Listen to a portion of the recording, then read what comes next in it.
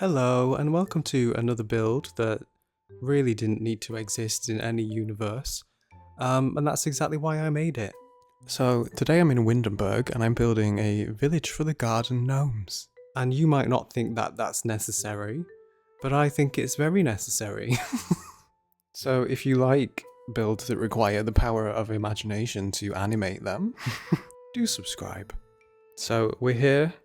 Here are all of the gnomes, every gnome in the game, and also an explosion of live edit objects, which is how I began this lot. It tends to be what I do when I'm building one of these weird outdoor lots that like the game didn't want me to make. So I just go through live edit, get everything out that I think I could potentially use, just throw it all everywhere like a giant vomit of objects, and then sort of try and figure it out. And that's what I'm doing now as we start. There's not particularly a plan here, and it's quite chaotic and all over the place. But I figure it out as we go along. But yes, we're here. We're doing a little village for the gnomes. My flu is mostly gone now, so my voice might still sound a little bit dodgy, but I'm mostly better. I feel a lot better. So I've got a lot of objects out here from the cottage living pack, the live edit stuff. We've got a little tractor, we've got a tree trunk, we've got fallen trees, we've got those like dry stone walls and things like that. But here I'm going to put a little a little refrigerator door, because I was of two minds when building this, and I didn't know if I wanted the garden gnomes to have sort of the story be that they'd like collected all sorts of bits and pieces from like human material building waste and then used them to construct their own things, which is sort of what I'm going with here and what I'm starting off with by using these little beam pieces and building sort of like some scaffolding here in wood. But I also wasn't sure. I mean, I had the other option that I could go really just completely whimsical, magical, very unrealistic. And I end up doing a bit of a mix of both as I go through this. And I've also sort of split this build into two parts with the wall in the middle. And I was thinking as I go along that the back part is going to be a sort of like farming and resource area for the garden gnomes. And then the front bit is going to be like the actual village with the houses and things. So as I'm going through this, I'm sort of figuring it out. And it's a bit sporadic. I'm a little bit all over the place to begin with, but I figure it out as I go along. But I do actually have a story about garden gnomes, and it came from my cousin, who is a doctor, and she worked in accident and emergency for quite a while. And so she used to sometimes tell me stories about things that had happened in A&E. And there's a few things that people come in to the hospital with, like reoccurring problems, or problems that are a lot more common than you would expect. And one of them is very people going to A&E with various objects stuck in like cavities and orifices that shouldn't be there and require surgical removal. And one of these objects once that she told me about was actually a garden gnome. And so I think really that's the only reason required to explain why the garden gnomes need their own village far, far away from the people, because no garden gnome should have to go through that, should they? They probably had to break the poor thing to get it out. But I couldn't believe when she told me that out. Oh, how do you know? But let's get that image out of your heads now that I've scarred you. I'm building up these initially were going to be houses. So at this point I was sort of going with using materials as if the gnomes had like built everything using scrap materials that they'd found out in the wilderness or whatever. And these were going to be houses. So I ended up turning these into more like little stables for some livestock, because as I went along I was like, oh, wouldn't it be cute if they had some little livestock, some little chickens or whatever.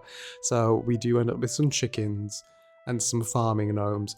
But going along with this, I wanted each gnome, obviously they're all themed very differently with all little like implied personalities, and I wanted to do a build where it tells a story. It's not just a build that's for just any old random generic garden gnomes. I wanted to be able to place each one in a little part of this little village, and it'd be quite evident like what that gnome does here, what their personality's like, what their little role is in the little gnome community. Going very cute with this build, and I guess I was just having a bit of a fantasy moment. I wanted to do something a little bit cute and magical and just out of reality for this one.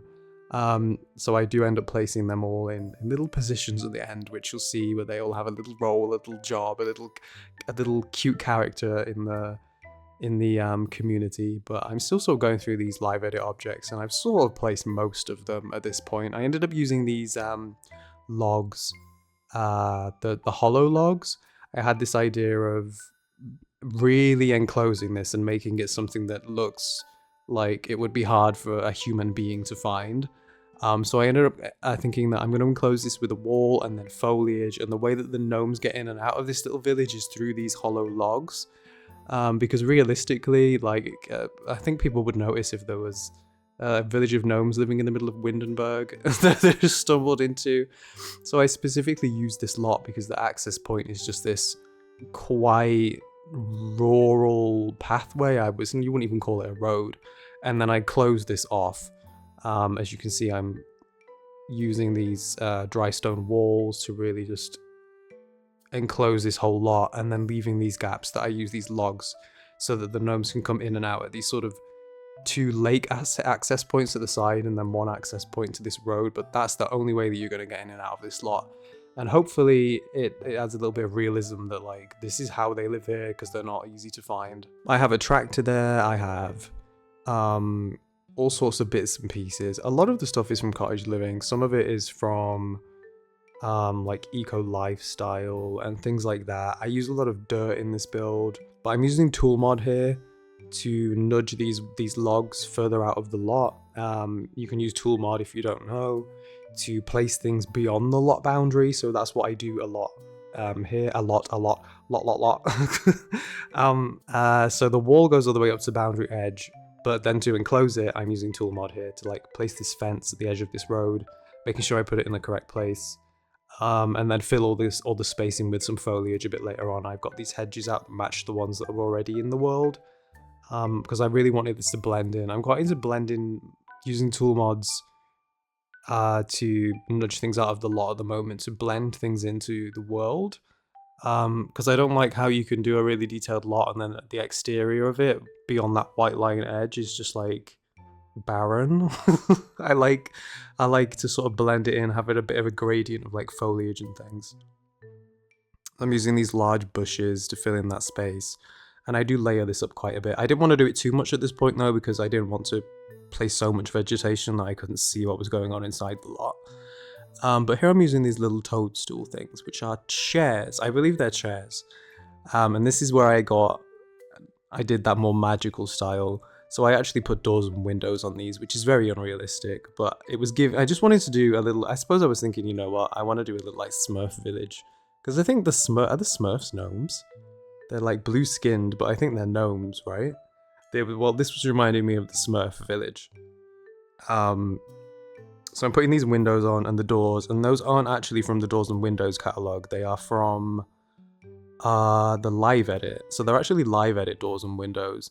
And the reason I picked these ones is because the glass on them aren't transparent, so you can't see the mushroom toadstool. What's the difference? I did look at the difference between mushrooms and toadstools before making this video, and what I discovered is that the difference is mushrooms are sometimes poisonous and toadstools are always poisonous. And I don't find that very helpful.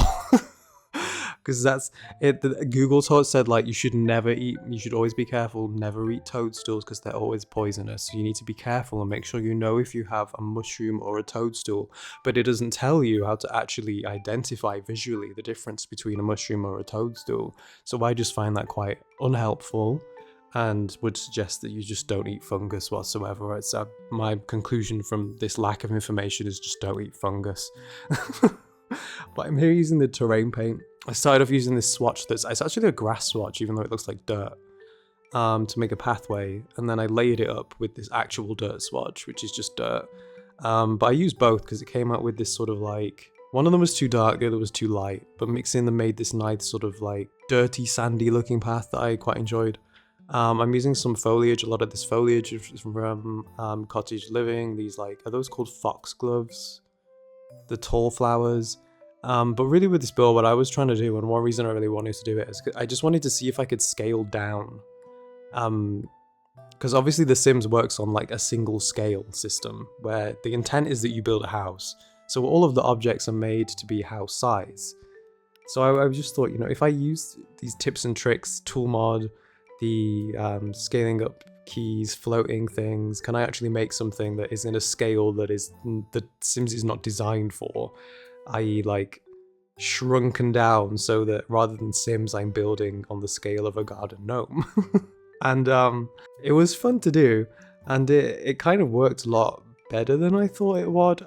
I did have to size a lot of things down, but then there were also things that I kept normal size, and it actually sort of added to it by making the scale look even more interesting when you have these normal size things, but then next to other scaled down things. It really, I think, helped show how small this is. Having those comparison scales like the fridge door and things like that, when compared to the size of these mushrooms, you can really see that they're quite small.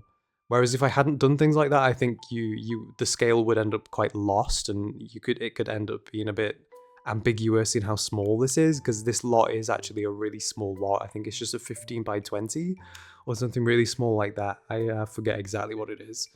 But I've placed all these flowers, layered them up, done lots of detail with this. I really wanted this to look cute, and I'm using this flower swatch on the ground too, it was fun using this because I never actually use these ones. Generally I hate how it looks. I think it looks stupid, so I don't use it in anything. But considering this was a very whimsical looking, sort of almost cartoony vibe, I found that it worked quite nice having a little flower swatch on the floor. So I'm using these little debug fences as well, sized down to maximum, but I thought these looked really cute. And again, this is me mixing stuff in so that these toadstool houses are looking very like magical, whimsical, but then the fences are looking like they found some scrap pieces of wood or something and just made some fences to go alongside them. I also used one of those wall signs. I guess it's like a street name sign, and put it on the floor.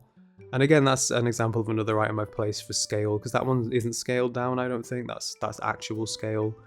You can see how small this is. But yeah, as I was saying with the doors and windows, I used the live edit ones that don't have the transparent glass in them because I didn't want you to see through it, to actually see the mushrooms through the windows. And they also float a little bit. I could have lent these doors over, angled them with the tool mod. If you zoom in, they do sort of lean away from the mushrooms a little bit, but it's fine, it's whatever, I don't care. I'm placing some soil down here. I like using this soil to add a bit of texture to the ground. I know I could just use a soil swatch, but I like using these. And then later on, I sort of go around the edges with a soil swatch. And I think doing that combination of using the actual soil item with the soil swatch really adds some volume and depth to like the soil rather than just painting it on. Also using these grass pieces to really layer all this up. I use a lot of detail. When a lot so small like this, and I'm doing this kind of build, I like to add a lot of detail. So here I'm adding these hedges and nudging them out with the tool mod as well. Like I said, I really enclose this with the fence and then the foliage behind it. So the only way in and out of this in the end is literally just through these fallen hollow tree trunks. What was quite fun in this is that I'd got all of these flowers out to begin with, and I placed them all, and I felt like something was missing a little bit. So what I ended up doing was trying to use items that are small, but in the context of the scale, look a little bit like if you scaled them up the size the tree would be or a bush would be. So for example, these are just like grass, like long grass reeds or whatever that I'm using currently. But in terms of the scale of the build, they look more like they're sort of small trees. And that's what I was trying to do. I was trying to create different heights of shrubbery to make it look like this was in like a woods or something. So here I'm actually using some wooden, they look like tree trunks, but they're actually just the cat scratching posts in brown.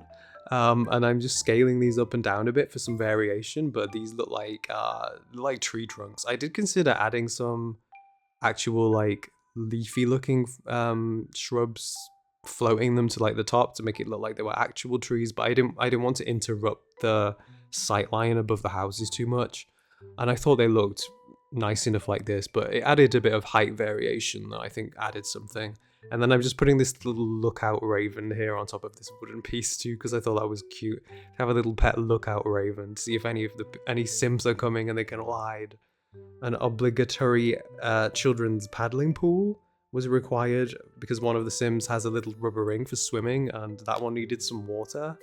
And I didn't want to just build like a pool or something. I wanted to make something a little more custom, so I used this paddling pool, covered it up with a few rocks, got some dirt around it, make it look really just like country, little ratchety. That they just made this little pond area here with a thrown out paddling pool. And then using this foliage to layer all of this plant life up. I wanted it to be very flowery. It needed to be very magical, very flowery. Lots of different grasses and things. And lots of different flowers too. A lot of it's scaled down, some of it's not, like I said. The foxgloves as well also add another bit of height variation too. So I think soon I'm going to start placing the gnomes around this area now. So the paddling pool one obviously goes in the paddling pool. So here we go. And that one's the only female gnome, I believe. And she has like a massive chest. It's a bit excessive. I don't know why. But yeah. And she's got a little pet axolotl, which I thought was really cute. That's in the paddling pool with her. So I'm placing this cushion here as a little stepping stool for this gnome who's a business gnome. He's in a rush. He's really busy to get to work, and he works in the tractor. And I don't know what he does. I just decided he works in the tractor, so that's where he goes. And I thought here I would put a little lookout post. So I'm using these planks again to just build something custom, making these angular ones look like a little ramp up. And then I placed this one who's just like, he looks like he's just standing to attention. He's very focused. He's very serious about his business. And he's standing there and he's looking out to make sure that, I don't know, a fish doesn't come too close or something. I don't know. I'm using some of these rock like tables. I don't know. I can't remember what pack they're from. And some more soil, layering this up. Some grass. And that this is a reason why I sort of got that palette of objects out to begin with, is because now that I sort of decided on what vibe I wanted, what objects I wanted, and arranged those in a way that I enjoyed. I can now, going through, I can sort of ignore the objects menu and I can just use the eyedropper tool to just pick things up from other areas of the build I want. I prefer building in that way. I don't like having the objects menu open all the time.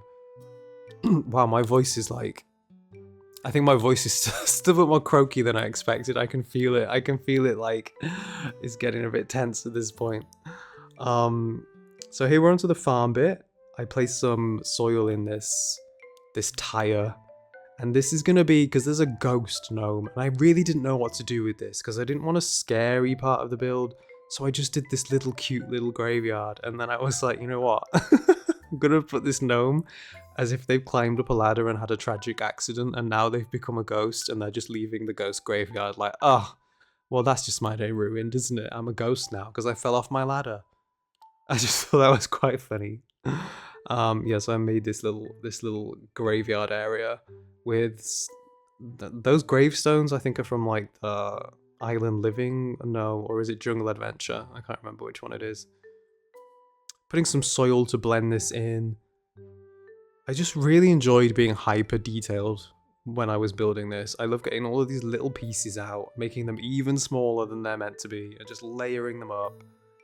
And just seeing what I can make, because the game does not want me to make this. The game hates me for making this. Even on this small lot, after making this, I did notice a mild bit of lag.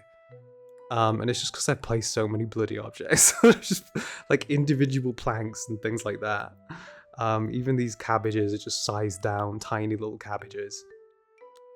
And I put the Grim Reaper gnome there because I didn't want loads of death. There's already a ghost gnome. I don't want a Grim Reaper gnome as well. So he's not the Grim Reaper gnome. He's the harvesting gnome with a sickle for harvesting like cabbages. That's what I decided for this build. So that's why he's the farmer. Now the alien gnome, I really didn't know what to do with that one because I thought that would just be too ridiculous if I added a little alien part. So for the purpose of this build, we're pretending that he's not an alien gnome. He is a cabbage gnome because he's green. So Just pretend he's a cabbage gnome, right? And he also works in the farming area. This one that has a little tray, I assume is meant to be like to put food on, as if it's like a dining serving gnome. But I just thought it looked really cute with these little plant nursery, what do you call those? Nursery pots? Seedling pots? I don't know. Anyway, that's what they are.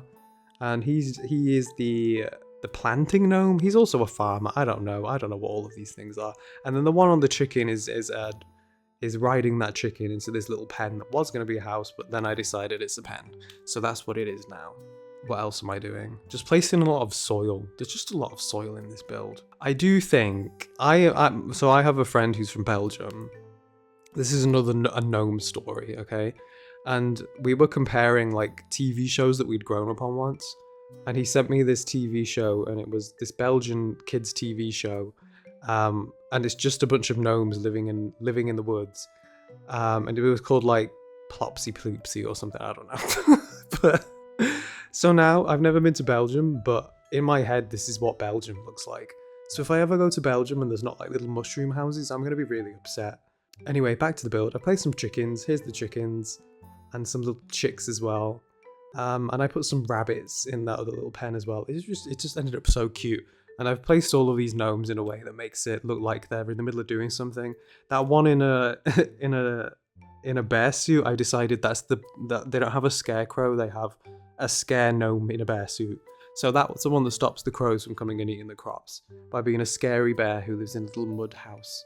So this one's the drunk. This is the village drunk. He's round the corner with his little barrels of beer, and the other gnomes don't really go around there because he just mutters a load of gibberish and they don't know what he's talking about. So that's his little corner around there. And then this one in black, I sort of decided it kind of looks like a mayor. Like this is the mayor of the village. So he has a matching black little barrier and traffic cone for playing his kazoo and holding his piece of cake that he has for some reason. And then to finish this off, I just wanted to make some of these more generic looking gnomes. I say generic, one of them's literally in a rabbit suit.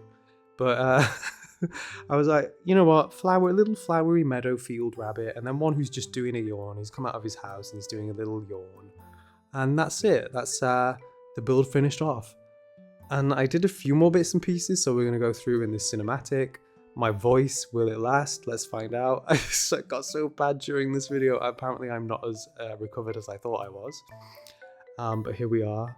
I'm taking you through this at gnome level. We're having a very immersive experience. So make sure that you feel extra gnomey while you're going through this. Here's the working gnome. Why is he working next to a paddling pool? That's a question that I've just asked myself that I won't be answering. And here's the little village area. There's so much detail in this. Too much detail. But it just came out really cute, and I just really needed to do this. I've been sick for like a week. And I just wanted to do something really just uplifting, that it didn't matter what it really looked like, and it was just fun and seeing if I could do it. And it came out different, I think, to how I thought it would look, but in a good way. I'm quite happy with how it came out. But as I said, this lot is completely non-functional. This does not work as anything whatsoever in the game. It's just here. Here's our cheeky little drunk guy winking at the camera. Through here we've got this little field area with the chicks. And the like cowboy gnome who's riding a chicken. Onto this farming area. You can see the difference, how this one looks a lot more like makeshift with thrown out pieces of wood and things. I also used some books there as a little step up to the pumpkin that I placed in the tire planter. These bunny rabbits are cute. Those are from Debug. The chickens and bunny rabbits are from Debug. And here's our little gnome ghost friend. Poor him, he just fell. Had an accident. What will he do now? Haunt the little village, I guess. And then you see our little lookout crow, which is a good height looking over the hedge to check to make sure no pesky sims who are going to try and shove a gnome into an orifice are on their way. But there we go. Thank you so much for watching. Be kind to yourselves, and I will see you in the next one.